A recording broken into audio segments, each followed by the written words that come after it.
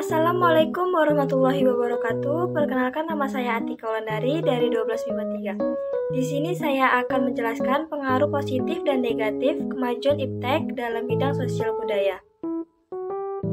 6 poin yang akan saya bahas kali ini. Yang pertama, pengertian iptek. Yang kedua, pengertian sosial budaya. Yang ketiga, pengaruh positif kemajuan iptek terhadap sosial budaya.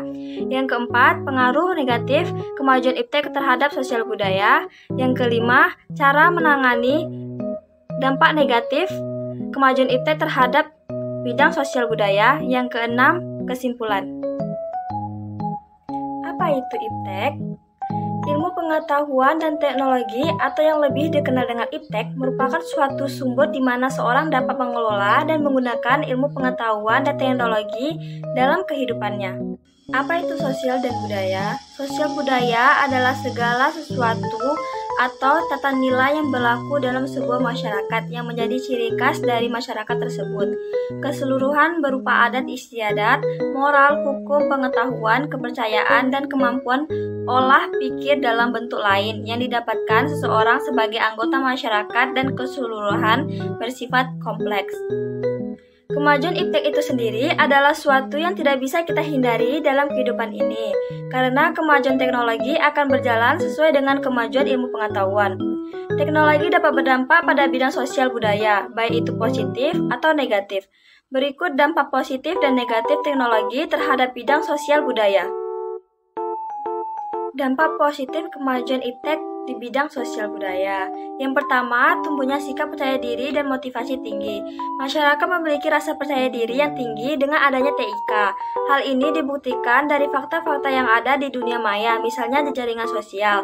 Mereka berani tampil secara terbuka, baik kepada orang yang dikenal, bahkan yang tidak dikenal sama sekali. Yang kedua, adanya share budaya antar daerah. Kebudayaan tidak hanya dengan penampilan atau pertunjukan saja, tetapi dengan adanya TIK, antar kelompok masyarakat dapat menyampaikan kebudayaan yang dimiliki oleh masing-masing daerah untuk kemudian dipelajari dan dilestarikan. Yang ketiga, sosialisasi kebijakan pemerintah dapat lebih cepat disampaikan kepada masyarakat, dapat melalui sosial media maupun internet. Yang keempat, informasi yang ada di masyarakat dapat langsung dipublikasikan dan diterima oleh masyarakat. Sumber informasi tidak hanya berasal dari satu orang saja. Dalam masyarakat, semua orang dapat menjadi sumber informasi. Setiap orang dapat saling bertukar informasi satu sama lain. Informasi itu pun menyebar sampai kepada seluruh lapisan masyarakat dengan cara melalui media-media TIK yang ada. Yang kelima, hubungan sosial antar masyarakat dapat berlangsung di mana saja dan kapan saja. Misalnya, A berada di kota Dumai dan B berada di kota Pekanbaru. Mereka berkomunikasi melalui ponsel. Mereka saling mengabarkan kondisi satu sama lain dan saling bertukar cerita. Walaupun berjauhan dan berada dalam zona waktu yang berbeda, mereka tetap dapat berkomunikasi dan saling bertukar informasi. Adapun tadi dampak positif kemajuan iptek di bidang sosial budaya, sekarang saya akan membahas dampak negatif kemajuan iptek di bidang sosial budaya. Yang pertama, timbulnya jenis kejahatan baru. Kejahatan yang timbul antara lain penipuan, pornografi, pengiriman virus, penyadapan saluran telepon, dan lain-lain. Kejahatan-kejahatan ini sulit dideteksi karena dikerjakan dengan media TIK, salah satunya internet. Yang kedua, maraknya perilaku menyimpang yang terjadi di kalangan masyarakat pada umumnya dan remaja pada khususnya. Perilaku menyimpang disebabkan oleh merosotnya moral yang ada di masyarakat, kurangnya filterisasi akan informasi serta budaya yang diterima dari TIK, menjadi faktor pokok timbulnya permasalahan ini. Yang ketiga, menurunnya tingkat kepercayaan kepada lingkungan sekitar. Banyak orang justru lebih mendewa-dewakan internet, khususnya untuk mencari informasi dibandingkan bertanya kepada orang sekitar. Yang keempat, kurangnya ruang privasi. Layanan ini memberikan penggunanya kebebasan untuk membuka diri dan melihat-lihat info serta privasi orang lain. Yang kelima, masuknya budaya asing yang kurang baik dan tidak difilter. Apabila tidak difilter secara dini, budaya tersebut bukannya membangun tapi malah justru menggerogoti budaya asli yang ada di kelompok tersebut. Yang keenam, meningkatnya angka pengangguran. Kini teknologi seolah-olah menggantikan manusia dalam segala bidang, termasuk pekerjaan. Kreativitas pun menjadi tumpul, menjadi tergantung akan teknologi. Yang ketujuh, memunculkan budaya instan. Dengan segala fasilitas yang serba cepat, mudah, dan canggih juga berdampak membuat seseorang menginginkan segala sesuatu secara instan, tanpa berusaha dan akhirnya menjadi pemalas. Yang ke-8, masuknya budaya asing yang tidak sesuai dengan jati diri bangsa Indonesia, yaitu munculnya gaya hidup konsumtif.